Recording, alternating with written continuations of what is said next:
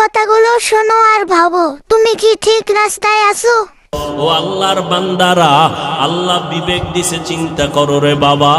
দুনিয়ার যার পিছনে পড়িয়া আল্লাহকে ভুলিয়া নবীর সুন্নত সারিয়া চলো, কেউ কিন্তু তোমার আমার আপন হবে না। কই মা কই বাবা এক এক করে সব চলে গেছে, সবাই চলিয়েই যাবে, আমিও যাব। এই যাওয়ার আগে এখনো সময় আছে, তওবা করিয়া নাও। মরিয়া গেলে যাব আর নামাজ ছাড়ব না। স্কুল কলেজে পড়ব, বাধা নাই, তবে নামাজ ছাড়ব না। মা বাবার দোয়া নিয়ে চলবারে যুবক। মা বাবার দোয়ার কারণে পরীক্ষায় নাম্বার পেয়েছো, মা বাবার দোয়ার কারণে তুমি টাকার মালিক, বাড়ি গাড়ির মালিক। ওই মা বাবার সাথে বেয়াদবি করবা না। মা বাবার থেকে দোয়া নিয়ে চলবা, আলেম ওলামাদের দোয়া নিয়ে চলবা, বিরোধিতা করবা না, বেয়াদবি করবা না।